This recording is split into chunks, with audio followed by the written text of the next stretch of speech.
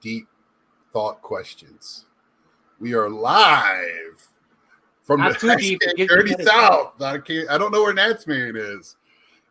Tonight we got the everybody loves Pepino Man, the clown of the hobby, but we always knew the smartest man in the room is the jester. So that can make fun of himself and others and get away with it. What's up, fellas? Hopefully we'll get Nats Man in. We already got a couple people join us. It must be my mama and somebody kin to Pepino Man. Oh, my mom just left, so. But tonight we're going to get into Pepino Man, how he hobbies and YouTubes and all of that. He hit me up before the National. Wanted to know if I had any, in his words, Mexican guests. And I was like, no, do you want to be one? He said, sure. So here we are. I did meet him at the last National in Chicago. We missed you, Pepino Man, this year at the National. Your name came up quite a bit. Everybody's asking, were you coming? It was like, I think at the Thursday night meetup, everybody's waiting for you to bust out from one of the back rooms going, I'm here, which would have been freaking awesome. Yeah, at the one in Chicago, the last year one, when I got to the party on Thursday, I was downstairs trying to go live on StreamYard because you know how you had to walk upstairs to the thing. I was downstairs waiting to trying to get on StreamYard, and I don't remember what was going on, but it wouldn't let me turn the camera around. Mm-hmm. It was only on selfie, and I wanted to face it forward, and I think it had just changed, and I couldn't do it. And then Hot Corner Box comes down. Hey, meet him, Dustin and Blake. And then before that, I already met like six. I said, well, I guess I'm not doing this, And then I walked into the party. But I was trying to get it walking in and meeting everybody, But yeah, it didn't work out last year. You're kind of like what Snooki? Your party's here. When you showed up, it was pretty funny. Just how everybody reacted last year. That was, and then you come in with the started a PAX war at all the table with junk wax and everything. Had a lot of fun with that. That was one thing. Like this year, we couldn't really do that because the junk wax was even kind of high still. Yeah, right. What a difference! What a difference, man. Yeah, with the prices. So we're getting a lot of hellos. Hello, James, 357, Jeff. Thanks for y'all to join us. Everybody else, if you're in the chat, please say hi. We got Don's Field of Dreams. What's up, Don? I'll hit you up, Don, someday with some stories. Pepino, Samuel, long time no yak. I guess that's Kanye. Colorado sports dude, always on here. Oh, good Dodgers game on now at San Diego. Yeah, I'm off today. I'm off from Dodgers today. But yeah, the Dodgers been killing it lately. They just been destroying the Padres too. It's like Soto hasn't made a difference to the Padres roster yet. Well, this was a couple of my friends talked to me, and this is what I said about Soto was they're going into the weekend, and I think playing West Coast games. You got to give him a week or so to get his body on West Coast time. I mean, those guys are so, they have a routine, and you come back, it's 3-hour difference for game time, and now they're playing afternoon games on the West Coast. His body's probably still like, why are we not sleeping?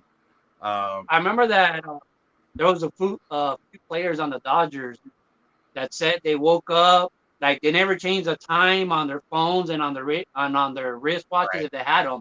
They kept them the same and woke up at the same time every time, no matter where they were at. Just to keep their body clock the same. Yeah, I think it's a little easier going from West Coast to East Coast. Yeah. I've gone both ways, of course, but man, going east to west, man, that just, my gosh, it's a big change, but you would think he'll get right into it really, really quick, unless they do like an East Coast swing right afterwards. But I think he'll be all right. He's one of the best in the game. And also, you starting with the Dodgers. It's not like he's starting with the Rockies or something. Yeah. It's a little bit different facing, the Dodgers pitching. Yeah, let's see. I mean, because the Padres, once they get Tatis back, that's an all-star team right there, man. Yeah, Tatis, Machado, that really Soto. Lincoln's there. And I mean, they got Bell. I mean, Bell at first, he was literally. I mean, he was probably having the best hitting year on the national. Batting like 304 or something. So he's doing good. They got a lot of great players. I mean, I don't know if their pitching was holding them back or what's going on, or maybe some defense. They have some bad defense every once in a while, but well, they got they're in the wild card slot, but I think they're trying to set up to win the division. I mean, or at least compete. Yeah, you don't want to be in the wild card, man, by design. I mean, that's just you got to be set up to win. One lose and you're out, even if you're better than the other team. James talking about the Hobby Palooza. He talked. Soto is up now. Well, let us know, 357. I used to play the games on here when I did this, the ESPN game, but I found out it messes up my my video for playback. Doesn't mess me up on live. It just messes up my playback video.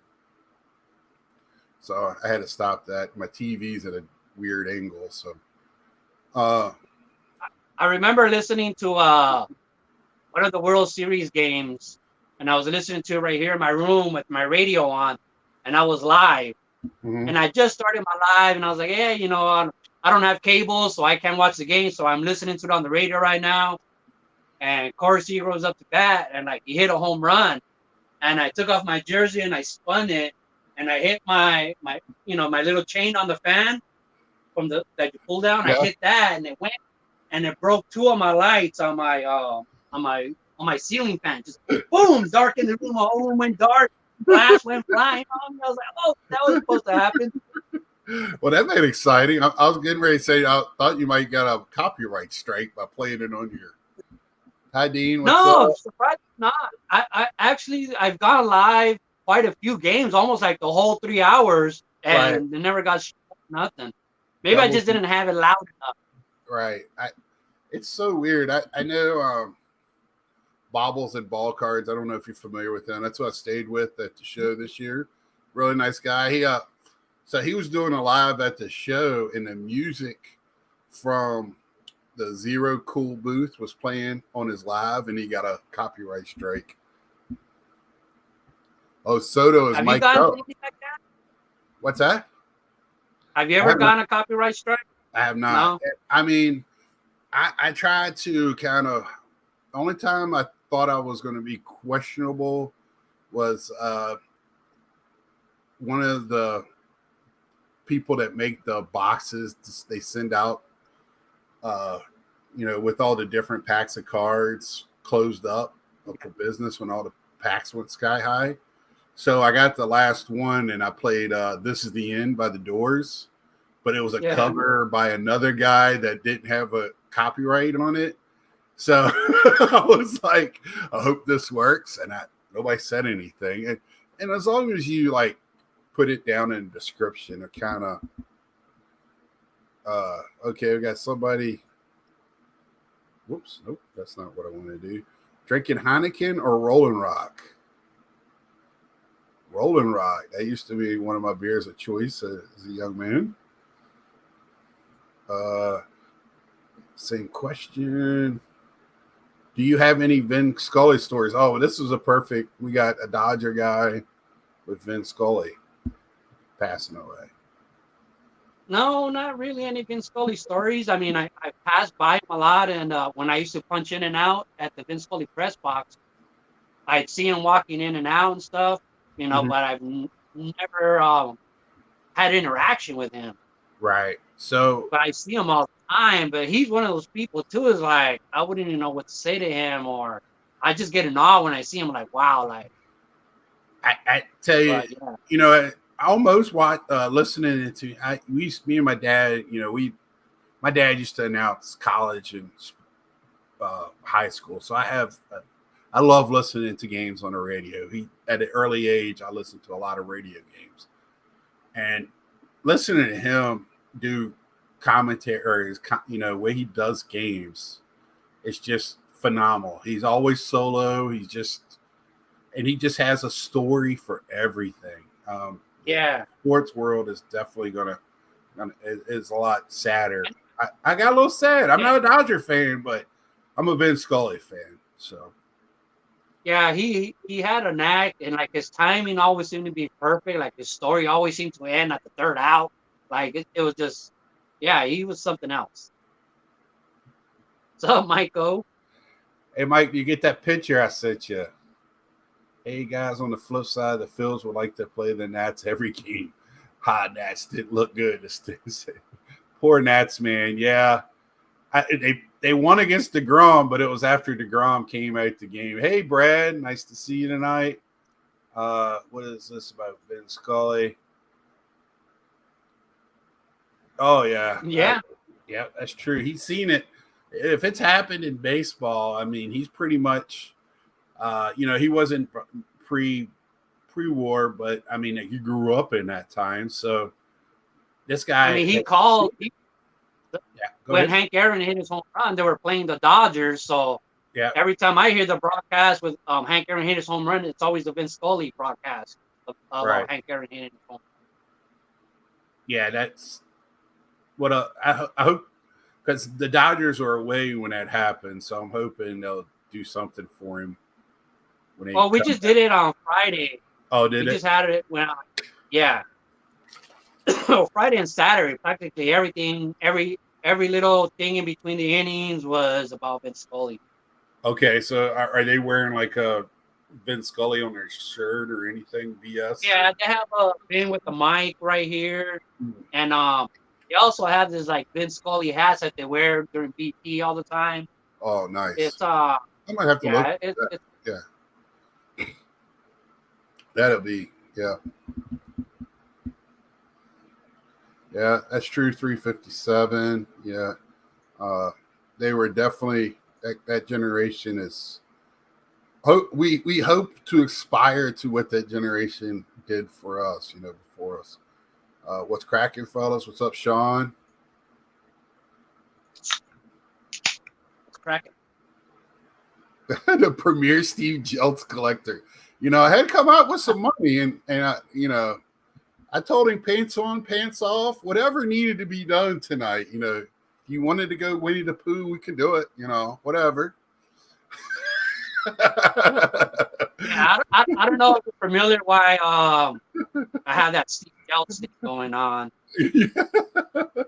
Yeah, I mean that's I told him before the show. I was like, I've seen him be serious and I've seen him be the clown, and I think he knows when to do which one. This guy, if you never got to sit down, what's up, John Mangini? One of Pepino Man's fellows here. John, Oh, here we go. Got a question for you. Pepino, have you worked in every area of Dodger Stadium? work-wise, no. I mean, I've been grounds crew since I started there, so basically just on the field and lockers and storage rooms and maintenance rooms. Bathrooms, that's free of charge. Yeah, that's just a perk. Oh, I didn't know that, James. I was just a little kid. He called the Montana to Clark TD pass. Huh. Yeah, he's done some Super Bowl. Yep. Vin Scully's done some Super Bowls. Yep. Me and we talked about this. Pepino, miss you at the National. We would have fit right in at our house. That's for sure. Oh, were you guys all wearing American flag Speedos? I know that they were calling themselves the Misfits house. So Vin Scully called Rick Monday game, I think. Big Scott, nice. Yeah, when Everybody knows. Okay, flag that was Bink Scott that did that. I am Big Scott. So we know we're two different people now. Yeah. There you go, John. I have a man crush on Pepino. John Hey, I'm only Wednesday $3, was John. best dressed. He was best dressed at the meetup Wednesday night. He won that. Pepino has been everywhere but the female restroom. No, one of my favorite videos that I made. One of my favorite videos that I made was in the women's restroom. And what happened is I went into the baseball field like when it was after the game was already done for hours. There was really nobody there, and so everything was empty. And I was gonna do a video opening a pack in the women's restroom. And I put on my wig, I put on a shirt, and I got these air balloons that I filled up with air, and I put them in my chest. I was full on dressed like a woman. Went into the women's restroom, and I was making a video. And while I was making the video, I hear a car pull up outside and the door open. So I ran into a stall and I closed myself in there. And it was the janitor saying, "Oh, I'm gonna clean. I'll wait for you to finish outside, and I'll clean."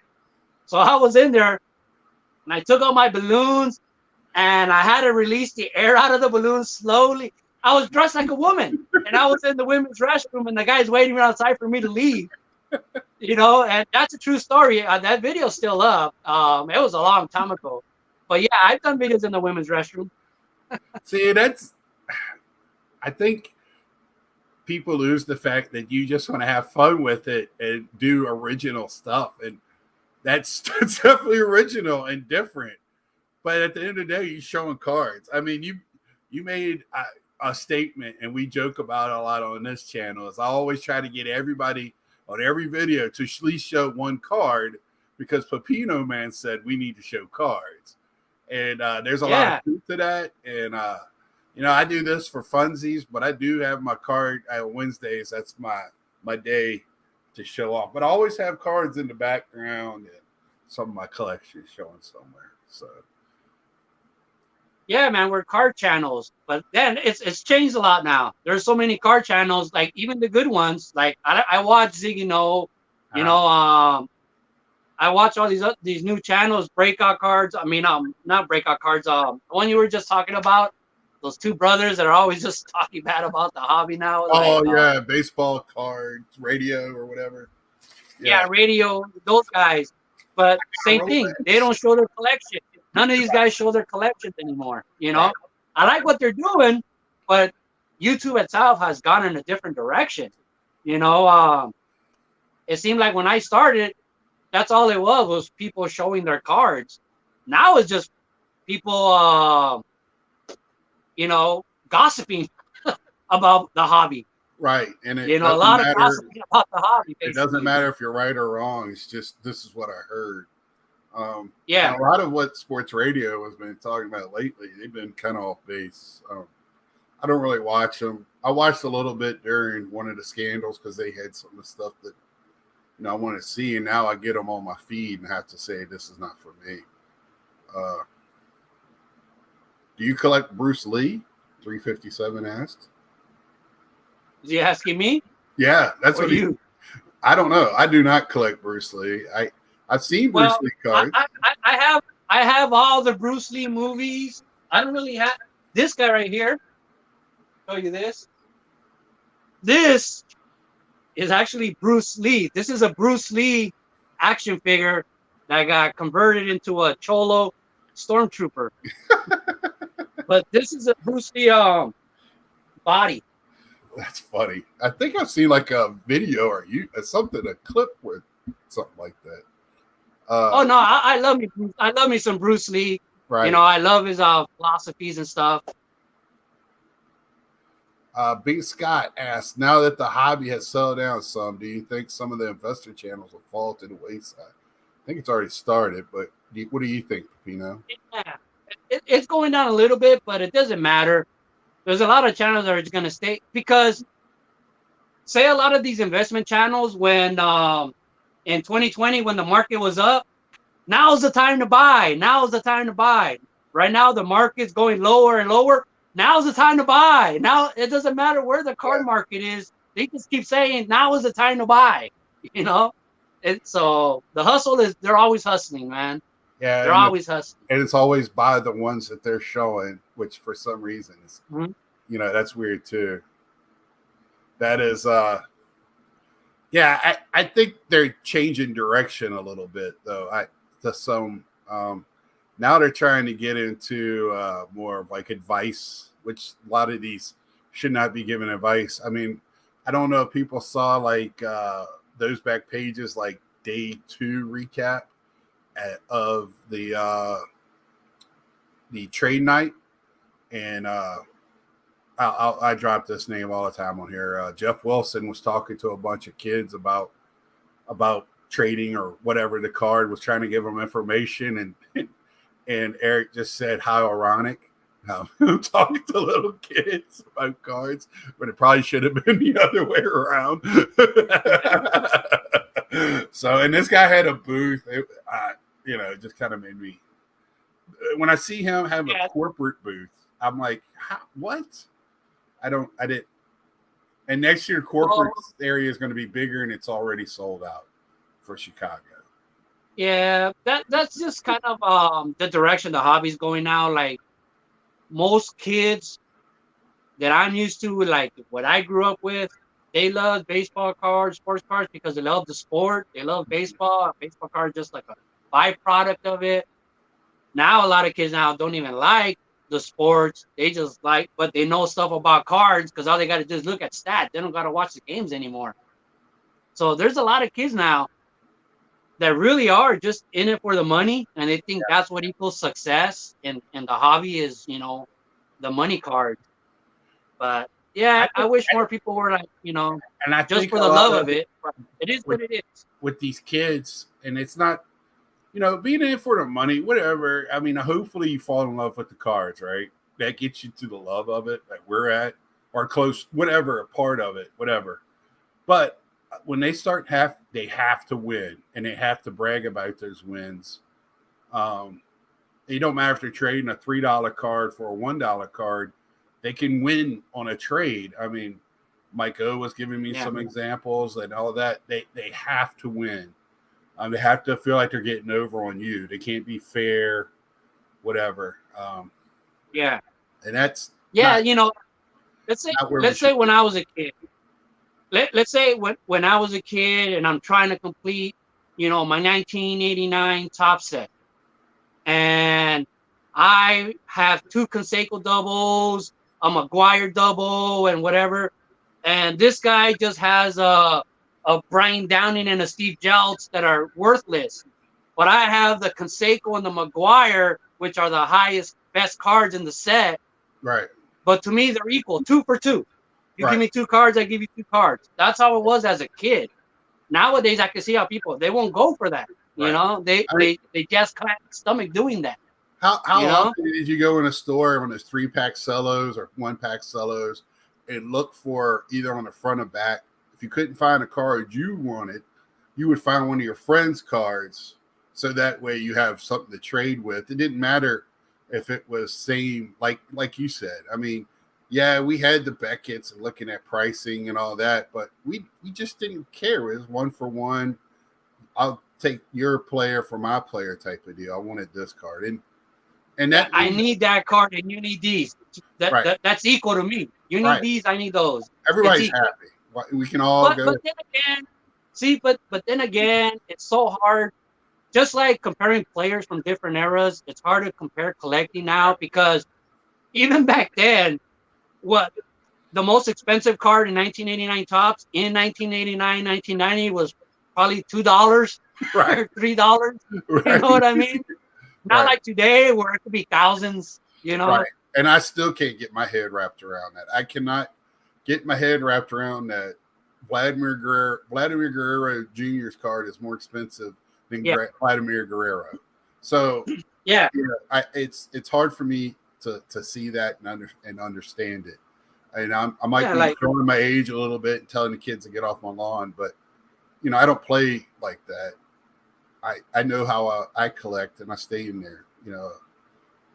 James over here talked about that's my sandbox. That's the way I play. I can't be in your sandbox when you start talking like that. So, I mean, because even today, I still a lot of people ask me like, why do you hate buying cards online, or why do you hate? It's like, I do not hate buying cards online. I've just never done it. I'm still old school. I just like to make trades. Like even now, if I see somebody who tells me, "Hey, I'm collecting the 1987 top set," and I say, "Hey, I'm collecting it too. Send me your checklist. I'll send them mine." Every one of his cards on his checklist that I have doubles or triples of, I'm sending it to him, and he does the same. I might send him 100 cards, and he might send me 10 cards. I'm cool with it. That to me is like, Right. it's not a big deal. I don't have to get 100 cards for my 100 cards. It's your needs for my needs, man. Should be cool like that. All ball bearings these days. All ball bearings. The NFT. Yeah, you know what I miss. Like what I was thinking about earlier today. I was just thinking about like when I was in Little League, and I remember my friend, he got into a gang. He got into the local gang, and I remember one of the first questions I asked him was like, "Are you gonna keep your baseball cards?" And he told me, he's like, "Nah, you want them? I can't collect baseball cards anymore because he was gonna be a gang member. He was a gang member now. He's like, I don't need my baseball cards." So I remember going to his house. But I remember we were in Little League. We were like in the majors in Little League. So I don't know how old we were, like 12, but he was already getting into the game. His family, he was generation already. So it was automatic.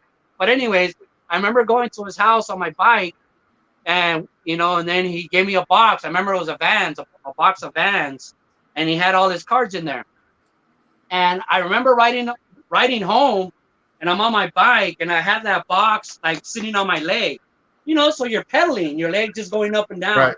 and whatever. And this is like the second time I've had a flashback of that memory, but the sound, and if you picture in your head, like the cards are moving like a wave, ram, Right. ram, ram, while because the box is too big, so the cards are going up while you're moving your leg. And I remember hearing that sound like rum, rum, rum. And I just thought it was the coolest thing. But now I think about it, I was like, well, that's why all my cards have soft corners and the edges are all banged up. Right. I mean, back then, whatever shoebox I had, that's where my cards went. There wasn't custom now where they fit snug in there now.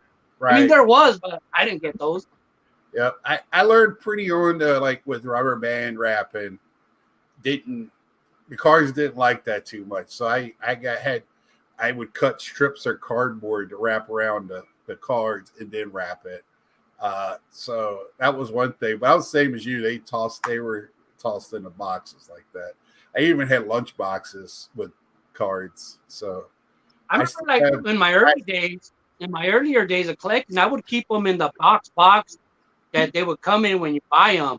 Right. Like if wherever it was that I was buying my cards at, if you bought the last pack, they let you keep the box. So when I would I would have them stacking forward most of the time and stuff like that. Like, yeah, I had no consideration for safety on my cards back then. That's right. Like I remember, like when my mom was gonna buy me shoes, I wanted high tops.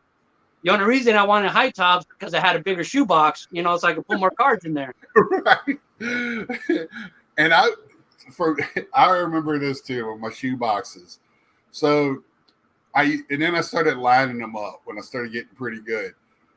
So I needed dividers, and I would cut the top in the strips to slide in between the rows so they wouldn't slide into each other, just to keep them separated. Yeah, that's the good old days. That was for the longest time shoe boxes until these bad boys came out.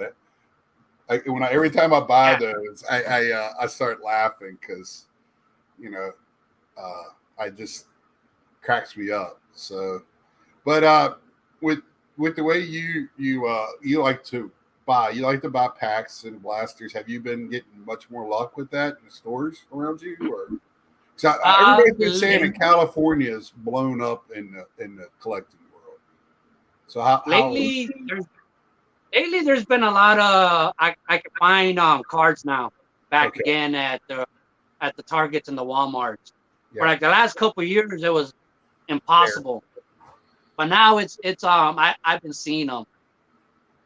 But the price point just isn't right anymore. You know what I mean? They're all more expensive, and it's the same thing.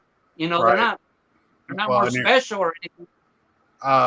But see, it doesn't make sense to be because like I said, when people say like, why do you do this? And I'm like, I don't know, man. I'm stupid sometimes. I say I'm stupid.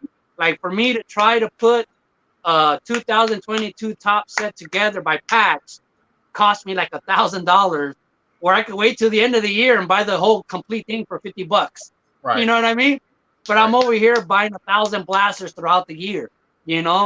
2 here, 3 there, 5 there. It doesn't make sense financially, but that's the way I like to do it. You know? And you also use those doubles and all triples as currency. I mean, if you're trading with other people, those cards become currency to help you out if that's the way you do things. Mm-hmm. You also do you collect other sets as well, like Allen and Ginter and like Gypsy or Heritage? Yeah. My main, well, let me just give you like a little rundown of my whole set collecting thing. When I got back into the hobby, this is already like 2004. When I got back into the hobby, like in 2004, like kind of more committed, I said, I'm going to complete all my 80 sets that I was completing as a kid that I never finished. And that was maybe like 86 through 89, and finished completing those. Then I said, all right, I'm going to complete all the 80s, completed all the 80s tops. And this is by hand. Like back then, you could buy a box of baseball cards of 85 tops, 88 tops. You could buy them for like $10, $5. You know what I mean? Right. We're talking about 2004, 2005. So I started putting all my sets together like that. A lot of times you buy a box and you got almost a complete set, for $5, $10. Hey, what's up, man? So I completed all the 80s tops and I said, I'm going to complete all the 80s Donruss. Completed all the 80s Donruss sets exactly the same way. Then all the 80s Fleer. All the 80s Fleer. And I already had all the score sets in the upper deck. Yeah. So then after that, I said, all right, I'm going to finish all the 80s till 2000 to present. And almost completed that. And so then I started on the 70s. Said, I'm going to complete all my 74 through 79 sets. And pretty much completed those. So now I'm just going for 70 through 73. So I'll have all the 70s to present. Right. But yeah, throughout the year, if I complete all the top series ones, and series 2 hasn't came out yet, I'll start buying Donruss, I'll start buying Allen and Ginter, but I normally don't finish completing those. Right. I just remember you doing a video or on somebody's channel when the craze happened of wiping the shelves, and you just looked like you were, for being the upbeat guy you were, you could just feel that you're kind of beat down and just kind of, because this is not what the hobby is. It kind of sucks. You always had somebody that come in and get them all, but they were restocked. It wasn't a problem. So yeah, and now they weren't. And even if they were restocked, you could buy only 2. You know what I mean? Right. You could buy two blasters, and that was it. You had a limit, and then everybody else bought the rest, so you were screwed. And like I said, for me being stupid and completing sets, by hand correlating sets, wasting $1,000 to complete a $60 set, that took that away from me. It literally took that away from me. So I was like, just because of the way I collect, I was literally affected by what was going on. You know what I mean? I can tell you this, when that was going on, and I went through some depression. Not only was it COVID, I was halfway across the country from my family. I couldn't see anybody that I was kin to. I had good friends, a good support system where I was at, but my hobby is what I loved. And if I couldn't open packs or find stuff worth anything, it was just piled on to it. So now I got boxes over here, and I restrict myself to 4 packs in the morning and 4 packs at night. To stretch them out, because I don't know when I'm going to find them again, right? I'll get a blaster and just try to keep them. Yeah, I remember go ahead. Before, it was like going to Target okay, I'm gonna get 2 of these, 3 of those, like not a big problem. Now it's like totally different case. Right. But Well, it is what it is. yeah, we just got through it. I changed the way I did things rather quickly. I started going to sport lots and really enjoying that on the cheap, filling out some of my PC. Pepino, were you chasing Joel's Maya in 2004? And that's funny because I remember that like it was yesterday. But No, listen, I could tell you, like, I mean, I never really left the hobby. I was still buying cards like from the newspaper. Back then, I was buying cards on the newspapers. You know, you would look in the ads and people would sell baseball cards, and that's how I was buying cards back then. But I started working for the Dodgers in 2004. And with my very first paycheck, I saw a kiosk when I got paid from the Dodgers, my very first Dodger paycheck. I saw a kiosk at the mall. And I'll show you the exact card. Blue Rock, I got you. Send me a on one of the other socials. I'll leave down below your address. I'll definitely get you one. I thought for sure I gave you one. Sorry about that, buddy. Come on, Lou, you didn't get one?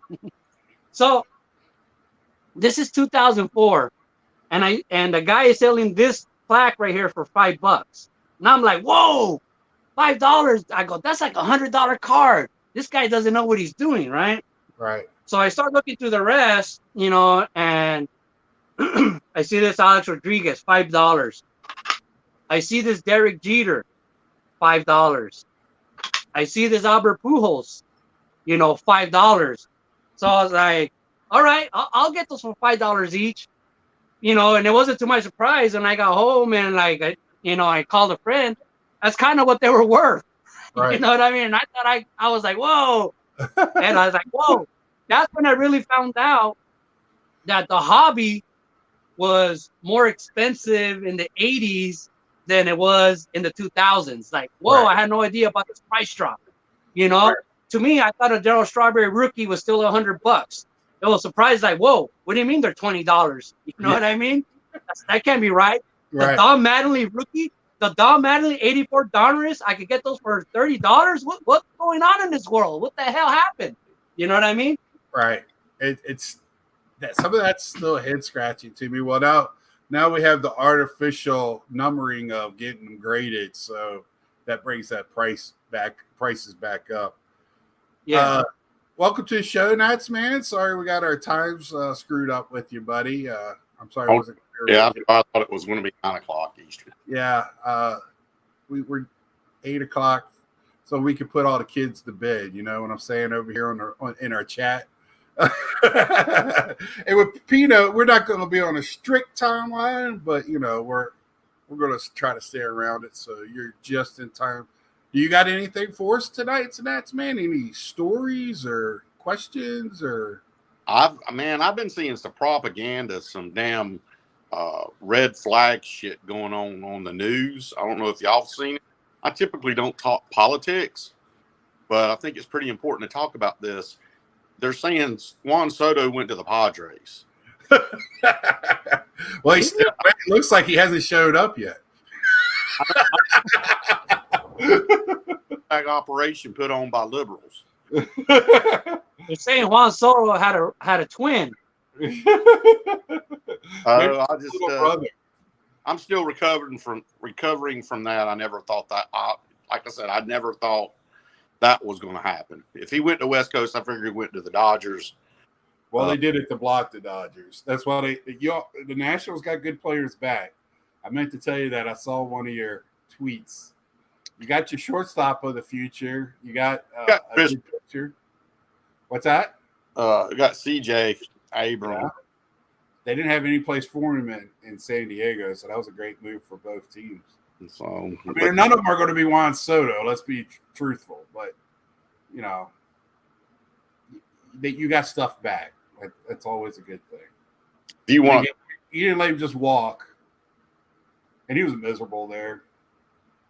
So that's about it. That's all I get. That's all I got. I just my apologies for being late. So. No, You know, man, this is a very relaxed. I missed, and I know, you know, West Coast to East Coast, thinking all the way to Atlantic City for AC and not, but I missed some of what your videos would have been in AC, brother, after Chicago, because I every time I just laughed, and it was like true funny. You were spot on stuff. It was hilarious, and dude, you've got it. I never did a recap from the National Chicago. I still got a bunch of care packages that I got in Chicago last year that I've never opened. They're still in that suitcase. That somebody gave me a suitcase.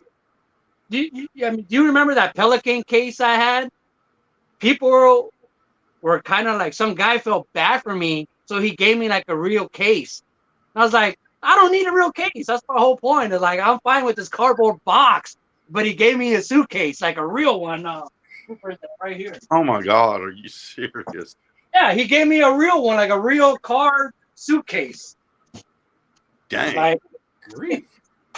yeah, so I mean, it's like the real deal. Like, and I was like, well, that's my whole point. Is like, I don't need one.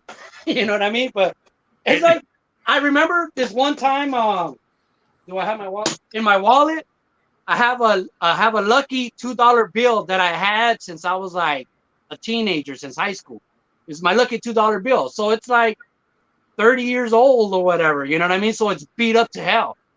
And I remember somebody asked me something, and I showed it. I said, look at my lucky $2 bill. I've been carrying this in my wallet for like 30 years. And everybody's like, oh man, that thing is all jacked up. And like the next week, like 20 people sent me brand new crisp $2 bills. Like, here's your new lucky. Like, you guys don't understand. Right. This is my lucky $2 bill. This is it. You can't replace that. You know what I mean? Something doesn't take it over. That cardboard Pelican. I'm sorry, Nats, man. Oh, I'm sorry. No. Yeah, that cardboard Pelican briefcase you had, like, Bobbles asked me about it because he saw it in a video, but it didn't show you. And he's like, and I think it wasn't even somebody from your group or anything had a video. It was just somebody else. And he was everywhere I went, people were taking pictures of it and videos of it just for their own channel. Right. You know, a lot of them didn't even ask me who I was. You know what I mean? Like, oh, that's so great. Can I see that? You mind if can I film that? Take a picture of that?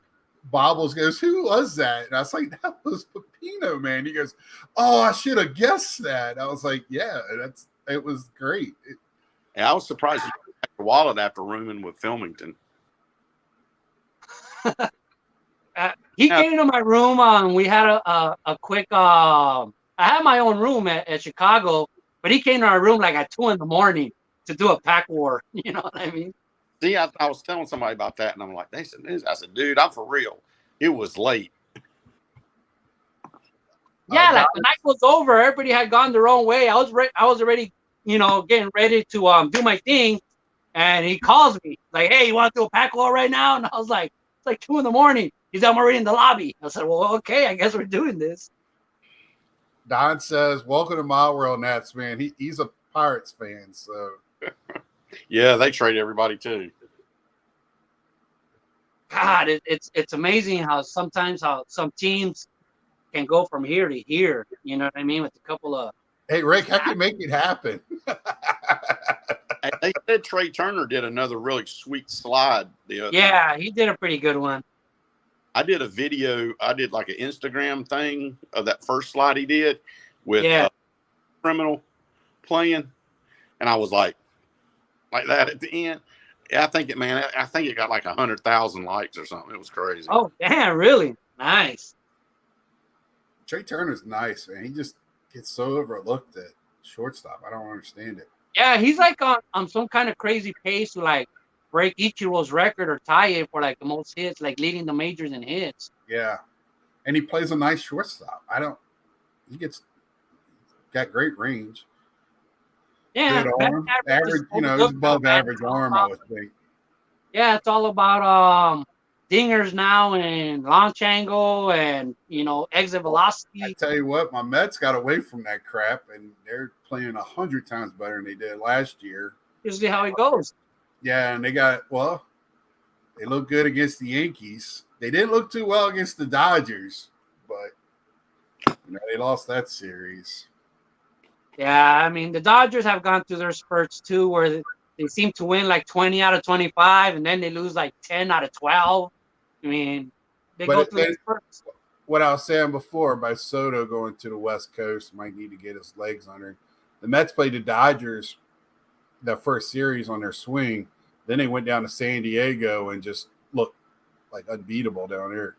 So, Nats man, will you be C.J. Abrams' super collector now?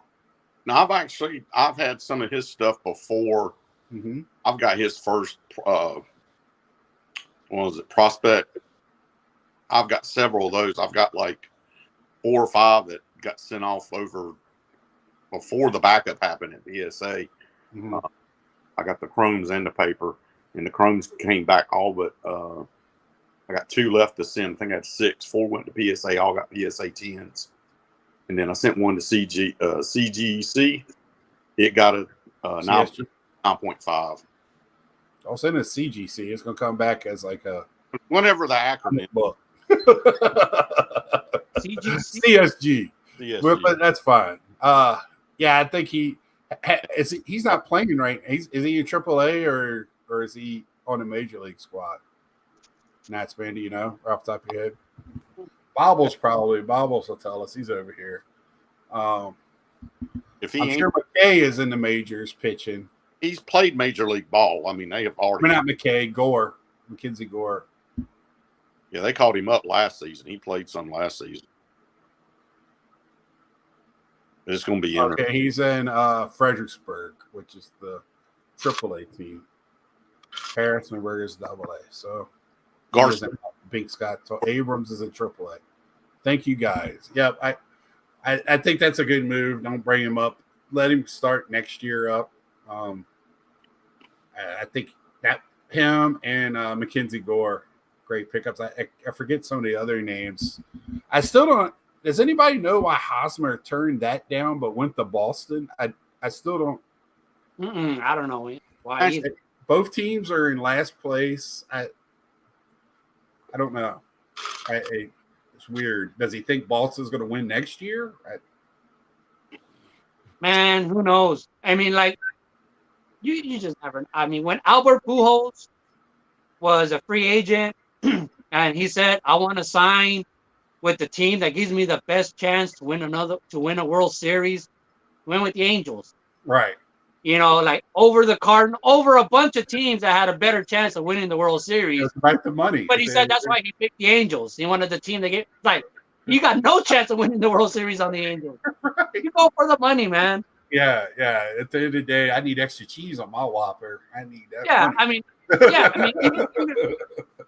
Even Freddie Freeman, as much as he, felt like Atlanta dissed him, it's like, well, you still could have signed with them. You weren't going to be a poor man. You went for the money. You know what I mean? You know why they didn't sign him? Because they got another one across the diamond. They knew was going to step in and take his place in Austin Riley. Yeah. Austin Riley he might be the best third baseman right now. Though, not to take anything away from the GOAT there, out there.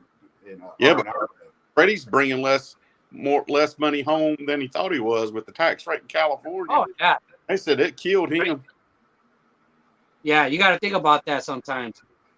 I remember them making that that being a big factor when they talked about Adrian Beltre leaving LA. They were like, even if the Dodgers offered him this much and the Rangers offer him this much, he's gonna make more over there because there's so much less taxes. Right. Yeah, that makes and they look at that. That was a problem with Toronto for years trying to get free agents. Is the taxes in Canada. I mean, you're almost giving up 50% of your. I mean, everything's taken care of, but most people don't live year round that play up there. They only live up there during the season, and they come back. They were getting nailed with Canadian tax too, right? Yeah, well, that's what I'm talking about. They're playing up there, so they got to pay Canadian taxes. So and I don't. For so long, yeah. Only if you make money in the United States, right? Mm-mm. Okay. Well, I know in Canada they're getting hit in the head. Yeah, I got a couple buddies that's done contract work, and I think you got to be gone for so long, like in the military, Right. gone for so long. It's oof. I might get you to repeat sometimes, man, because your audio is going in and out. Just to let you know. Are you on your phone?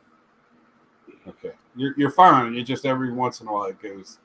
You start looking like you're talking in a Japanese Godzilla. It's like he hasn't paid his Canadian taxes. Yeah, they're cutting you off. But that was last month. Wear it all the time, baby. I know, that's right. Loud and proud. But anyway, so we'll get back to how you collect. So you can find the packs. You love collecting, but you not go on eBay? I know you've said that before. No, have you changed? I've never bought online. Okay, so it's all in person. Now I wouldn't say all in person. I've done trades with people on YouTube and Facebook. Okay, yeah. It's all me and the person. But I've never shopped online. I've never had to enter their number to buy a card and wait for it in the mail. Every mail that I've ever had was either a care package or a trade that I did with somebody. Okay, yeah. So like if I could complete my set, like any one of my sets, and I need 5 cards, I'm pretty sure I could go to COMC. I could go to some place and buy them all in one day. Right. But I don't do that. And a lot of people say, like, why not? A lot of people just think I hate the internet or I don't trust. It's like, no, it's just the way I've been doing it as a kid, and that's just the way I keep doing it. It's just the way I keep doing it. There's nothing honorable about it. I'm not trying, it's just the way I do it. It's just, and to me, it's not something I would recommend to anybody else because it doesn't make financial sense. Right. You know what I mean? I will not tell anybody else, you got to collect like me. No, I'm collecting the dumb way. I am trying to think. I want to say it was Victor. It was somebody you were with at the National in Chicago going through value boxes, and you taught them a method, and they said the way you go through a value box is the most amazing thing they've ever seen. You're the king of going through value boxes. Wesker Griff is the best at finding value and getting it. Yeah. But you are the best at how your speed for looking for something and what you're looking for. Yeah, even at the National, you're on limited time. Right. Like the last National, there was really a lot of value boxes there. There was a lot of people with $1 boxes, $2 boxes, $5 boxes. There was so many of them. That guy Ryan Collector 2, he probably had the best ones. Easily, I believe he had the best ones, but it was always crowded. Right. You know what I mean? Every time I went over, and that was kind of one of the things that kind of like turned me off about the new era was just a few years ago, pre-pandemic, you could go to anywhere and it's just a person, in front of the box. Now these people have Pelican cases, they have briefcases, and they're putting them on the table, they're putting them on the side. So that even limits space. Or like you want to look at cards and they got a briefcase, blocking the view. Right. Like there wasn't I don't know what you would call it, like card show etiquette. You know what I mean?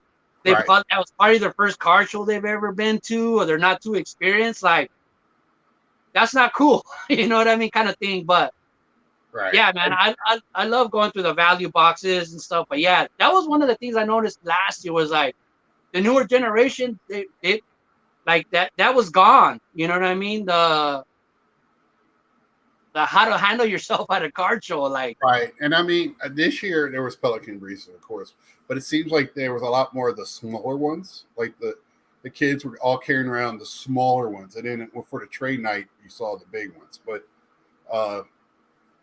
please, nobody clip that. But anyway, that was kind of a thing this year, and it was talked to with a couple of us. A little bit better this year, but still, I just wish the dealers were more aware also when you're trying to make a deal. Like, move to an end. Don't be in the middle. Don't take up 3 or 4 cases. But this year, when they couldn't get internet, the deals kind of stopped real quick. That was the funniest thing, because it was like, you take away one piece of technology and it cripples like so many people. Like one of the friends in the house for funds gave me a tough stuff from 1993. Oh yeah, the magazine. And it was funny because they were like, "Oh, you need to carry that around as a price guide." And start going, "Wait a minute, let me look at the comps," and they were going to video it. Well, little did we know that was the best way to shop, because people didn't have the internet and they were totally lost. The Beckett came back out. It was the funniest thing. Just to watch it, to not know what people, to see what people don't know. You can't know the prices of every card that's out there. When I was last year, I was with Picker Jim S. Went to this kid and he was selling, like, he had a Ted Williams card. And so Picker Jim Ass was like, hey, I'm interested in that card. How much is it? The kid had to look it up, and he's looking it up and this and that. And Picker Jim Ass is like, you don't know how much your card is worth? He's well, I got to see if Ted Williams is any good. I don't know who that is. You know what I mean? It's like, then how do you have that card? How is that your card? But at the end, I think it was his dad's. So I was like, how does this kid have his dad's card? Like, man, that's awesome. More power to the kid, but it's like mind-boggling to me. You know what I mean? So your dad just gave you his Ted Williams card and you're just selling it and you had no idea who he is. Like, wow, more power to you. You know what I mean? But it's shout out to Picker Jim. I met him at the show this year. I feel like he's like one of the legends. Man, his collection is unbelievable. Yes, he is a really nice guy.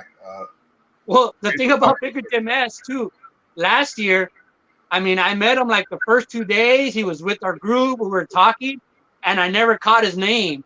And it wasn't until I went out, we were out for lunch somewhere, and Elite Hunter was like, man, where's Jim at? He's supposed to be here already. And then when he got there, I was like, oh, so he's Picker Jim S. You know what I mean? Like, I've been hanging out with him for 2 days, and I never knew who he was. Well, because he doesn't introduce himself. He just says, I'm Jim. And that threw me too.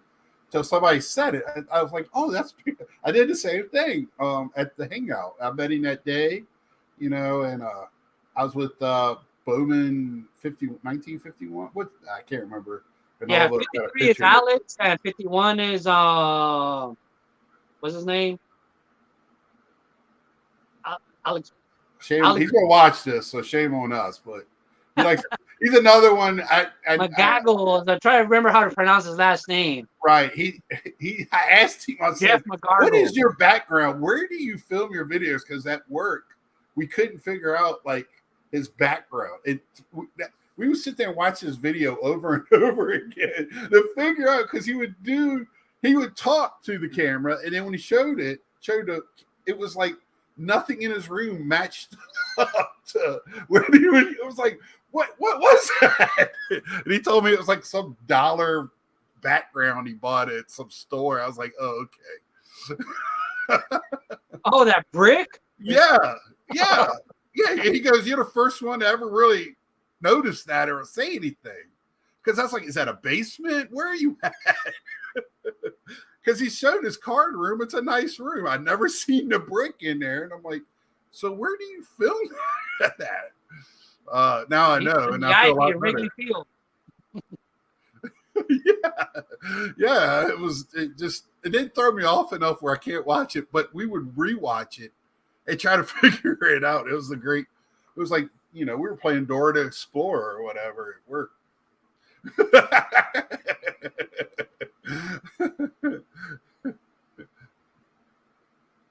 Let's see. Here's a question.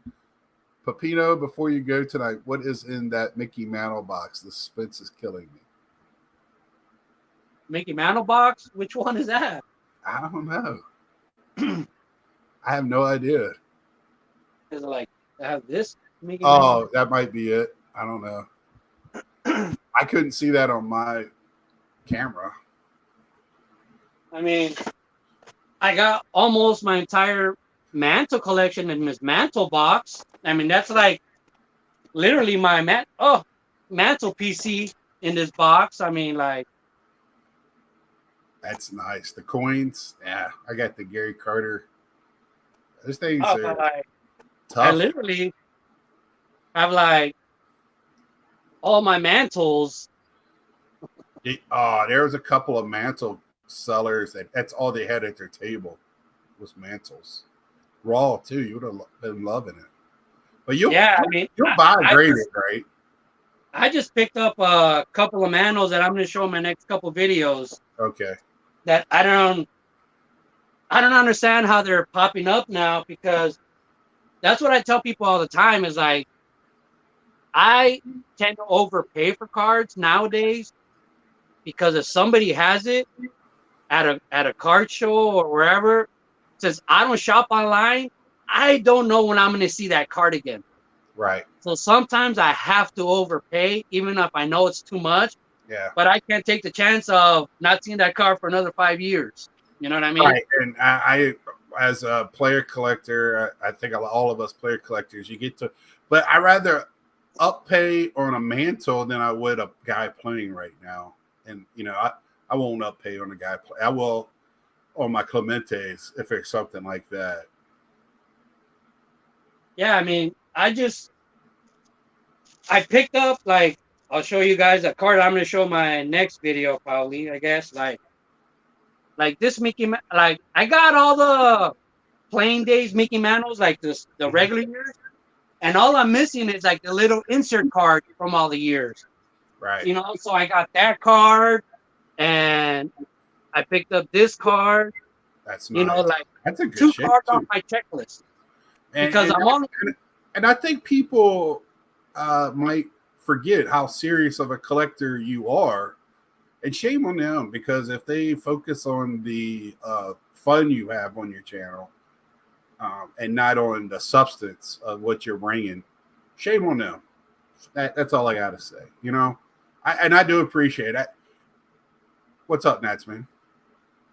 You're muted, buddy. You're muted. You're muted. You're muted. How many card shows do you go to since you don't buy online? Whatever I see around my neighborhood, but at the same time, if I search in my GPS, card shop, baseball card shops near me, and I go by a 50-mile radius, man, I get like 30 of them. So I go to them everywhere. You know what I mean? But even if there's 30 card shops around me, you could do the world tour a couple times, and they got what they got. You know what I mean? They don't change as much as if you go to card shows. But yeah, to me, it is what it is. It's the pace I'm going at is the pace I'm going at. Right. So I really depend. I really do depend on my YouTube family, my Facebook family, to hook me up with things I don't have. Like I tell people all the time, like, hey, this is my checklist. If you see anything in your area, buy it. I'll pay you double. I don't care, because if I don't see it here, I don't know when I'm going to see it here again. You know what I mean? I'm very limited. That's why the National is such a big thing to me. Right. Because if I already got through my area all the time, it is what it is. I got what I got. Go to the National, I'm going to see things that I can't find over here. Right. And like I said, man, one of these days, man, it might not be too long. If I start shopping online, I could complete so many of my goals like this. I'm sure I would complete my Mickey Mantle run in one day. Go on the internet one day and buy them all.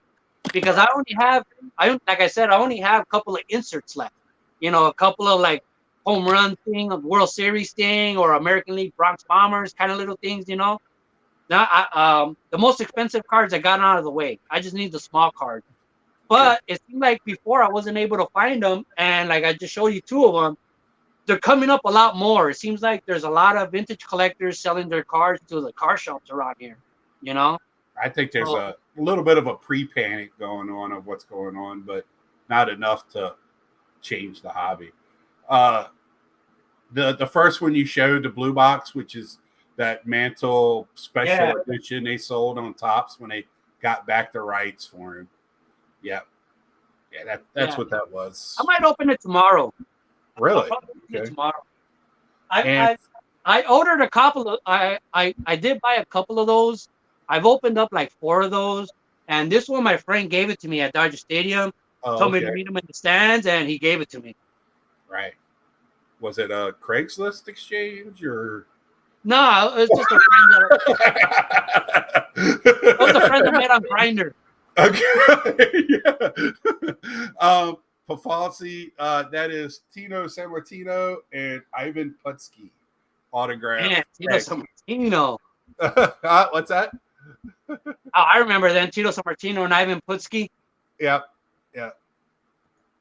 I love wrestling. I like old school wrestling, and I watch some of the new stuff every once in a while. I'll keep track of it, but it's just not as fun for me. I grew up with East Coast Middle Atlantic. Yeah, when I was a kid, right, we used to go to WWF wrestling. Right. A few times a year at the LA Sports. What was it? LA Sports Arena, at just a bunch of places. We used to go to wrestling a lot. Man, I was such a big WWF fan back in the days. Right. It was awesome back then. Yeah. And when the the 90s, when the Monday Night Wars, that was great. I mean, that was just awesome. That brought back some of the stuff I really liked in Mid-Atlantic when I was growing up in the 70s and 80s. Yeah, the stolen cards, Dean, I've also heard they might not have been stolen. So, well, I don't think it was from my understanding, it was like one card and it was handed to somebody for somebody else to look at and at a crowded table, and then it disappeared.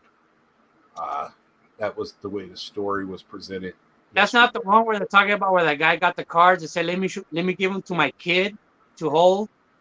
That might be. That was crazy. So that might be. And the next day, told him the next day, I'll see you tomorrow, and then he never showed up. Yeah. Box said, "Here's 100,000 in a shoebox." Yeah, and it was like 500. Yeah. I think there's more to that story. Yeah. I also, that's why I heard like it was maybe, we don't know the whole thing. Like, I think it's a lot of. I called the police. He left his number because he bought from the guy, and the police called him and talked to him, and he told them what happened. And they're like, "Well, come back and give a statement." Nah, bro, I ain't coming back, Click. Yeah, so that was it. The story about the stolen cards seemed fishy. Yeah, turkey cards. I think that's kind of. I didn't hear as much. There was a large police presence at this show, a lot larger than what was in Chicago. Not only did all the big auction houses and also like CSG and PSA, CSG also had their own security there, armed security. There was police walking around. It was a lot more than what was at Chicago. So I didn't hear the stories like I did at Chicago. Here we go. It was a high-grade 56 mantle, Koufax rookie, Clemente rookie, 22 cards in total. Wow. Yeah, and it was the one handing it to my son. It just all seems weird. Like somebody, you would not give those cards to somebody for overnight. Like, here you go. What that just doesn't. No, especially here. Give these $80,000 worth of cards to your kid. Yeah. Well, somebody said it was supposed to be the kid knew more than the father about the cards, and I was just like, it's not even like a feasible thing. So,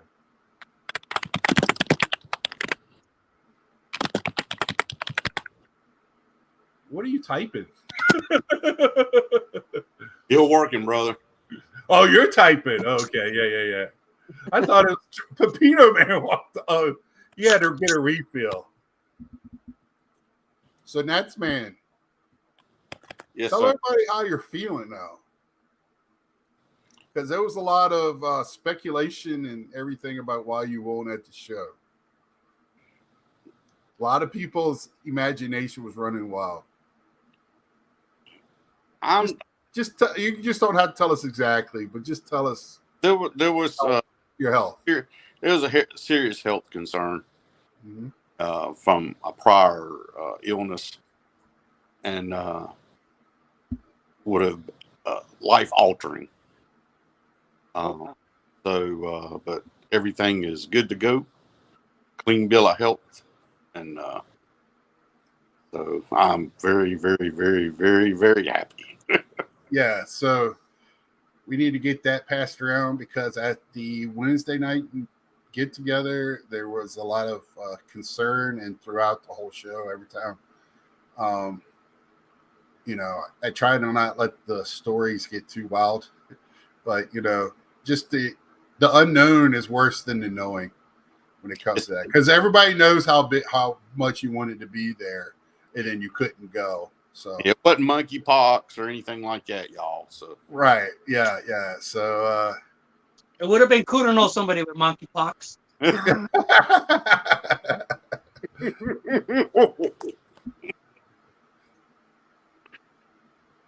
But yeah, I mean, I had tickets in hand, place to stay. That's funny, vintage card. Rick, man. Rick finally went live, even if it was only for 10 seconds. He was. I saw some live. I don't know if it was. Are you talking about Lou Rocks? I saw it on Mangini. Mangini's been wanting him to go live with him forever. Oh, okay. I know, and he was live. He didn't say anything, but he was live on Lou Rocks too, because we watched it the next day. I'm not going to post them all, but if everybody could get the word out that Batsman is going to be at Chicago, lock it down, circle it, color it in. Ray for Philly. Hi, guys. Ray, great meeting you. I will be in Philly on the December show, Ray. Hope you're there. We can hang out a little bit more, talk. I think what you do for the hobby is awesome. So a lot of respect for you. It's I got to mention this. It's a trip to see Ray again. Like, I mean, Ray seemed like I used to watch him when he was like a little kid. Right. Now all of a sudden, he's not a kid anymore. And I used to always joke around. I was like, I can't wait for because you got Ray from Philly and his son is Ray Ray. I say when Ray has a kid, it's gonna be called Ray. Yeah. That's gonna be Ray from Philly's grandson, Ray. The triple Ray. James wants to know, Natsman, are you gonna be in Chantilly? I'll let you answer that. My plans are yes to be in Chantilly. Yeah. I think me, my pops, you and your mom, meeting up with Bobbles and James and Ray from Philly. So I think that's going to be a fun trip for everybody. And that's also like my birthday weekend. So Nice. I love that Chantilly show. It's always my birthday weekend. So my birthday's the 19th. It's the weekend after. And then I plan on being in Philadelphia for everybody. That Philly show first week in December. I know it's cold, but I lived in Iowa for 8 years. I think I can handle it. It seems like Philly has a lot of shows, like a lot of good shows in the area. Right. So now they got the 3 or 4 Philly, they call Philly shows, but they're at the casino in Valley Forge, I think. Or at someplace at Valley Forge. They went to a bigger venue. So when they went to the bigger venue, I was like, well, now I need to go. So I've already got vacation for that weekend. I'll be driving up for that. And then my plans for next year is a Dallas show. Toronto Expo show. I'm going to go to one in November for that next year. And of course the National. That's my 3. I'm trying to go to different ones. I'm hoping the Burbank one does go off because I used to live in California and I have some friends out there. Great excuse to go hang out. And one of my friends had a kid that was 3 years old. Come over, man. I remember like 4 years ago, man, I had Topps 85 401. Yeah. Oh man, I'm getting total blanks right now. What's his name? Psyched on baseball cards. I know there's Sweet Mikey. I mean, I had so many YouTubers that came to my house. oh really? Dave. Oh man, I'm drawing so many blanks right now. But man, I had all these guys that came over, and we went to my card show, a couple of card shops around here and stuff. Uh-huh. Man, that was pretty cool. Man, that was such a long time ago though. But yeah, it's fun. I'm actually thinking. I've been thinking for a while. I was like, man, I wonder what it would take for me to rent a party bus and go to all these card shops.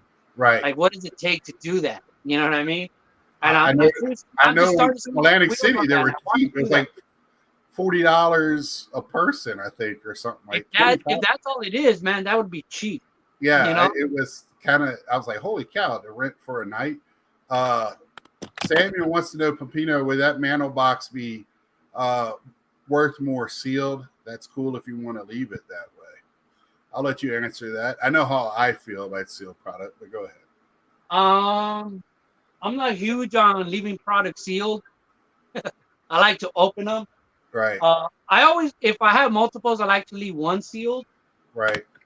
But this was a gift, and there's always those little what makes the decision? Why do I decide?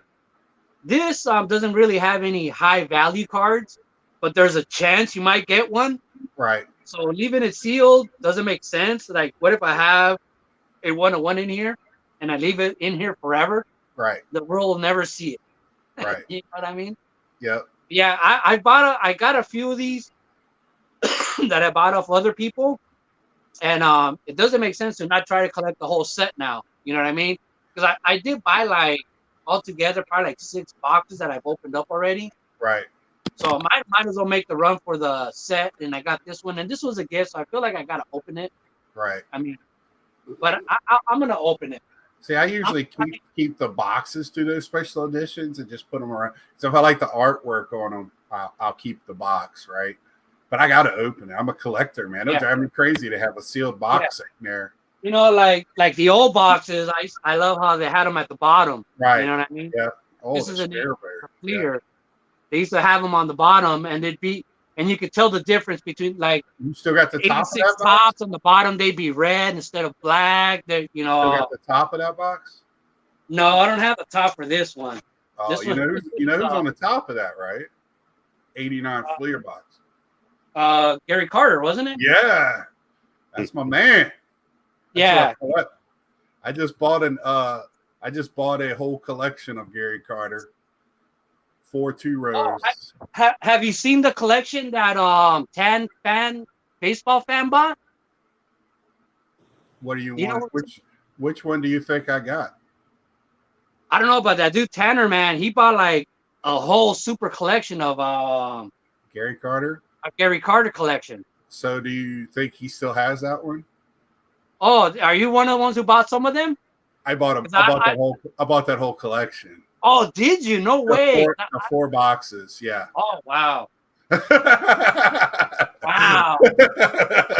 Before I went to the show. Crazy collection that he bought. Yeah, so he still has some stuff from his own collection. But yeah, I'm slow rolling because I'm part of the PSA registry. So yeah, this is the complete set of 75. Complete set. And that card right there is very nicely centered. The corner is white, but to find 75s that's centered, it's almost impossible. Yeah. So normally the card that I have inside in the pages should be in better shape than this one. I always put the worst shaped card on the outside. Right. I do the same thing, Fish.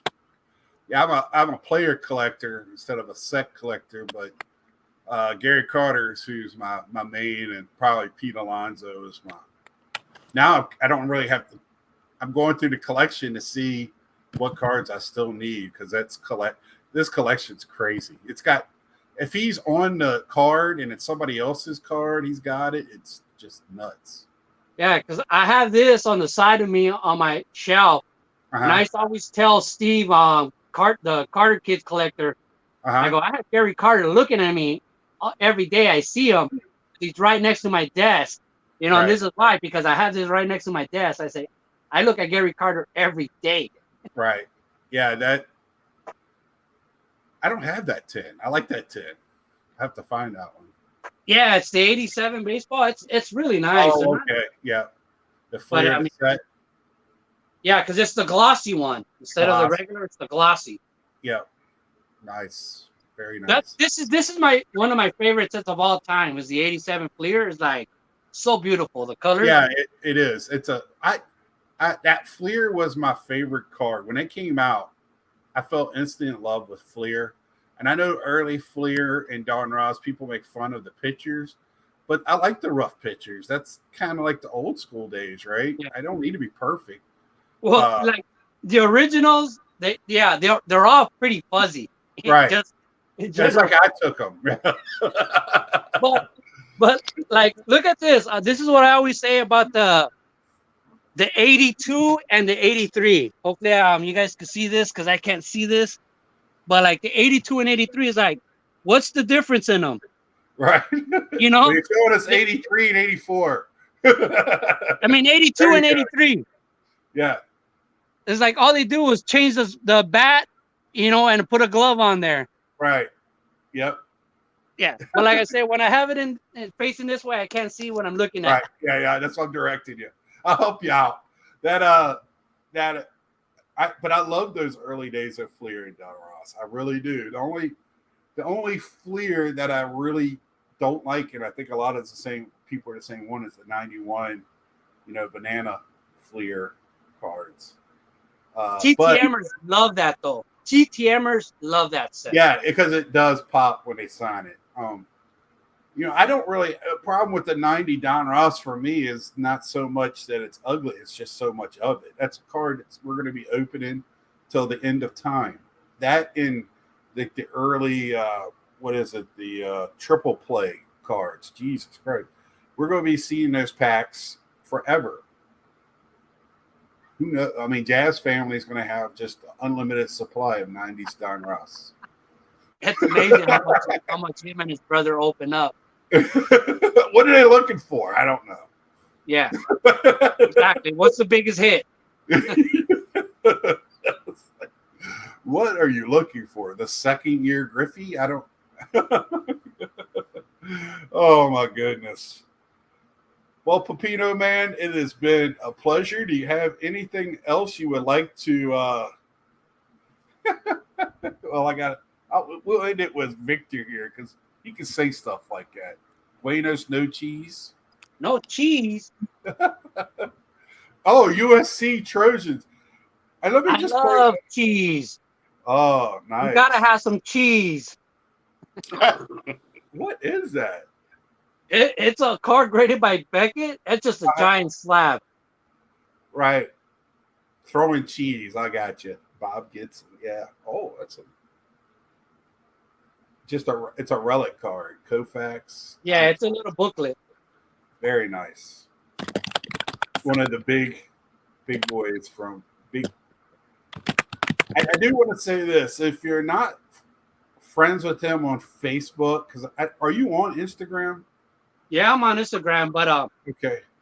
Instagram still has my original title, which is like Cesario 92. So okay. Yeah, I had that. Well, like if you don't know the history of how I came up with the name Pepino Man, is I remember I had to open up a Facebook account. Like I was one of the last people with social media, like I was president. I was president of this groundskeeper chapter in LA, and they told me, well, you have to run the page on Facebook. So I had to get a Facebook, to run the page. And then after that, my friend told me, hey, I saw you on Facebook. Hey, you should join Instagram. So I joined Instagram. And I would make funny videos on Facebook and Instagram. But when my bosses and people like work started seeing them, they were like, hey, this isn't so professional. You know what I mean? Like, you should tone it down. So that's when I started YouTube, and I just kind of continued like, okay, I'll be silly on YouTube, but I won't tell anybody, you know, that I work with, family. I won't tell my friends. I won't tell anybody about my YouTube channel. And one of my friends on a Facebook page gave me the name Pepino Man. And the way Pepino Man came up was because I belonged in one baseball card group on Facebook like 20 years ago. And so I was on that page. And then the administrator of that page said, you know what? I'm giving up the page. I'm quitting because there's too many complaints about people now starting to scam people and this and that. He's, I don't want to deal with it. He's so I'm just gonna change the channel to the cucumber page or something like that. So then I told my friends on a Dodger group, I go, there's this Facebook page about baseball cards, but the guy just gave it up and he called it and he changed the name to Cucumber. And all there is now is people posting pictures of like people holding giant cucumbers. You know what I mean? That's all it was. Right. So in Spanish, cucumber is pepino. Right. So my friends on my Dodger page are like, oh, you're the Pepino Man. That's your page. You know, that's you. So when I started my YouTube page a while later after that, I called it Pepino Man because nobody else in the world knows me as Pepino Man except for the 10 people on my Dodger page. Right. So that's how the name Pepino Man came along. And I kept that a secret from my coworkers for as long as I could. But eventually they caught on and found out I was Pepino Man. Right. So, yeah, because that's funny you said that because I was wondering. So to get a picture for you today, I already knew about the one, but let me Google and see if there's another picture right there of him. And when I could Google Pepino Man, all these cucumber pictures came up and cartoon ones, and I almost got one of them to put on there. But no, I got the one with you and the Dodgers with Kershaw in the forefront of the picture because, you know, the fluffer, you know, Dodger fluffer. So we had, had that one. Yeah, so my Facebook page and my Instagram page, I've had those forever. Right. But the Pepino Man channel, I've had it for like 5 years. Oh, but, that's okay. Right. Yeah. Well, the reason why I bring it up is because the pictures and stuff you show for Grounds Crew on your Facebook page is awesome. I sit there, I asked you how the stars came out on, you know, doing the all-star field and all that stuff to me, you know, to be honest, as a little kid, I was fascinated by grounds crews and how they do stuff. So that stuff, and I love stadiums. I own, you know, little replicas and pictures. It's my church, man. When I go to a stadium, I just so if anybody's interested in that, you definitely want to follow for that, and cards, of course. How do they do the designs on the outfield? It's how you brush the grass. If you go in one direction, the grass goes white. If you go in the opposite direction, the grass goes dark because of the lighting of the sun. So when the sun reflects off the top of the leaf, it's facing this way, you see white. But if I mow the opposite direction and the leaf is holding this way, you see dark. Just like right here, like on my hand, it looks dark, light, dark, light. That's all it is. Changing the direction of the leaf blade. That's crazy. So it's part of my video where I'm showing where I'm brooming to make the stars and right. the ATS. Yeah. We did that with brooms. We had to do it with brooms. That is awesome. That stuff to me is just so intriguing, and just how they can, like, how they do like Boston. Boston has a machine that's like 6 feet wide, and it has a bunch of individual brushes. So to make little details on the corner, it has so many brushes that each brush could change direction with the machine. Right. And that's how they could do like the drawings and stuff. Like you can't do that with the giant broom because the broom's too big. Right. But they could do that with that machine. Yeah, I've seen the machines in action, and I've also seen like stenciling and painting doing that stuff. But it seems like the grass cutting in direction is really just that stuff to me. When I go to those shows, when I go and see, and then they can switch over the field so fast. I've shown stuff from USC. Did you show UCLA or am I dreaming that? Probably dreaming if it's UCLA. Okay. I couldn't remember. I thought I saw something, and you showed ball field, Little League. I mean, everything. It's awesome. I do. If you're interested in it at all, that's just another side of Caesar at that moment when you see that stuff. It's the working side and the fun he has at work, which I wish we could all say that. Well, anything else for us, Pepino, before we go? No, that's it, man. I mean, yeah, I really appreciate you, hitting me up and getting you on and talking to you. I think you are one of the bright spots in our community, and I appreciate you. Just keep being you, man, and let the haters hate, right? I see Four Leaf is over here. I hope you're feeling better, Four Leaf, than last weekend.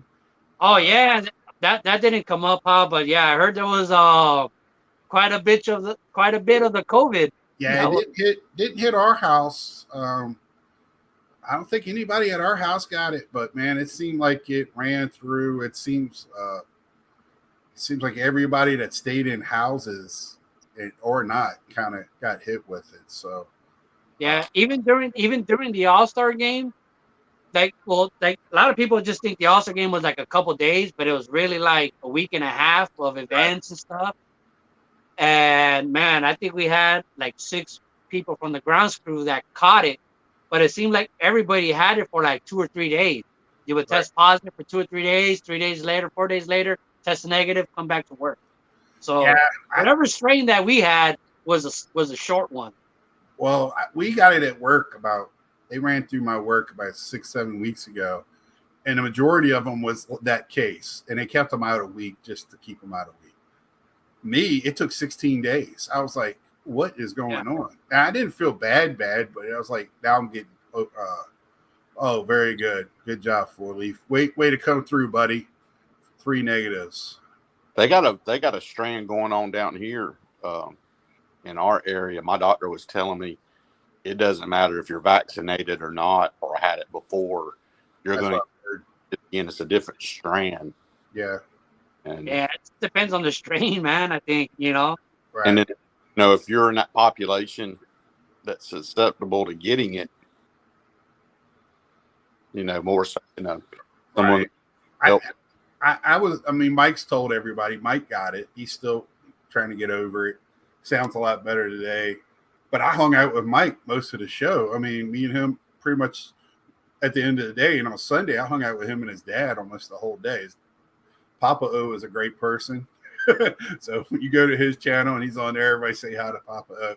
He's like a kid. That was the oldest kid I've ever seen at the card show. That was awesome. So Mike gets it honestly when he's talking about. I hope nobody from Canada got it, because I remember last year it was quite the chore for people from Canada to travel back to Canada with that's COVID testing.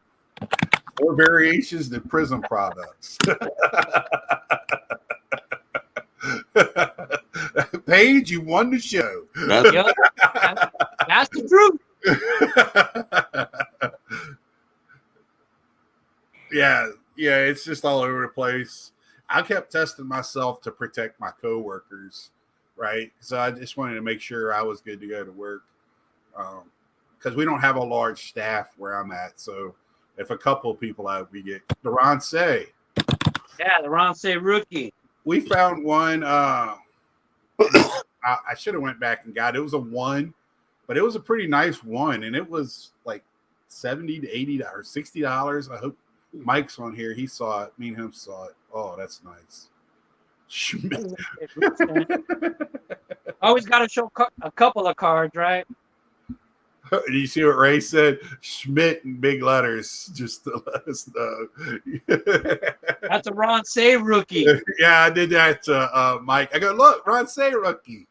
I actually, in the archives, veteran autographs, 2 years ago, I pulled a Ron Say autograph, and I was so excited because as a kid of the 80s, man, that's Ron Saved the Penguin, man.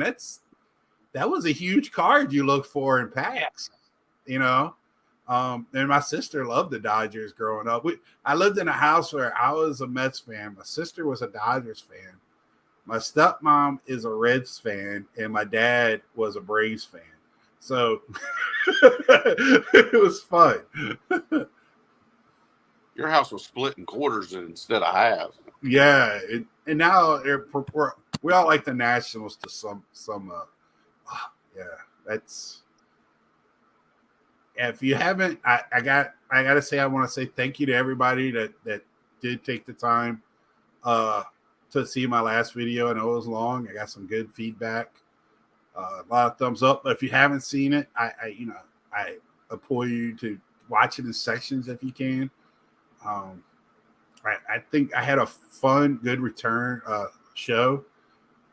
And my favorite pickup is still, I'm waiting for it to be finished at Hobby Lobby, and then I'll pick it up and I'll have a reveal for that. But this week I will be showing a 50 card CSG return. Wow. Yeah, me and another buddy went in together on it. I have another 50 on the way back, actually 51, I think. Wow, so, that's a lot. Yeah, and we did well. So I'm looking forward to it. CSG actually at the show made a nice big splash this year. There was a lot of CSG, a lot more than I thought it was.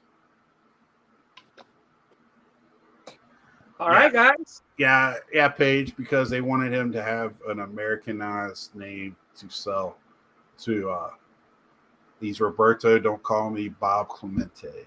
Don't call me Bob. Yeah, this first one was Roberto, and then they changed it, made him go Bob for a while, and then went back to Roberto at the end. Yeah, Bob. Yeah, I mean, the companies just argued Bob was shorter and easier to print.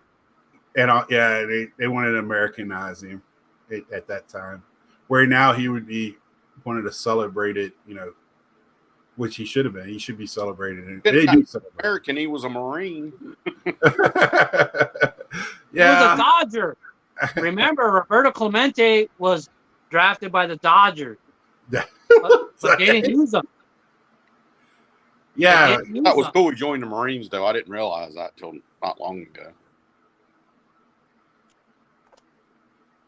Yeah. So anyway, Elvis. Man, you got anything? Closing words while Pepino is showing cards?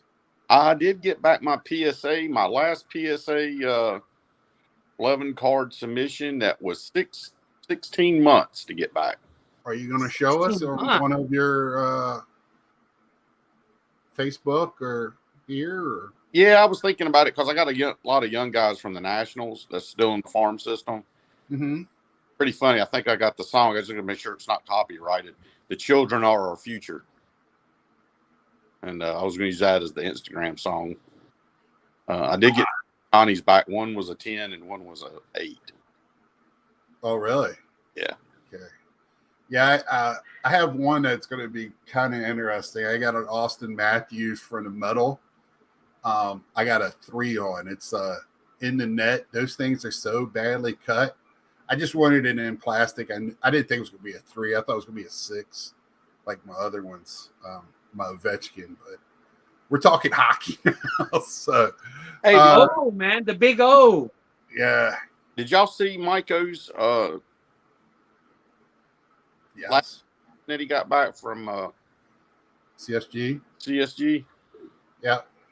I was surprised that they slabbed the inaugural card with Bernie Sanders on there since it wasn't baseball. It's got to be in a set, right? So Topps now is a baseball or a sports set. It could be non-sport, but it has to be in a sports set, right? So they've done some non-sports for me. They won't do Star Wars cards. They won't, it to me is ridiculous. They do Star Wars. What? How are you gonna tell me they only do stars, but they don't do Star Wars? Yeah, they'll do it like if they're if it's like a 3CPO in a Allen and Ginter group, they'll do that one, but not in a Bounty Hunters. That's like going to a bar asking for a pitcher of beer. We don't serve pitchers of beer. We just serve bottles and pints. You Yeah. got, right? Yeah. Okay, you got a draft pool over there, right? Yeah. You got pitchers of beer you can serve. They on their comic books, they do every one of them. So why do they not do? I don't understand. They can hire me, and they got the right number. I'll come and be their authenticator for Star Wars cards. They want me to. All tens. I just think they're trying to control how much comes in right now. When I called them and asked them about it because it didn't make sense. So I've been a member with them since the beginning, and I didn't quite understand that. They said we're trying to get that started. Yeah, Ron said the Penguin. I like that set that Kellogg said. Yeah, I like. Right. Right. Nice. Yeah, there's a lot of Hall of Famers in that set. Johnny Bench, Where's that?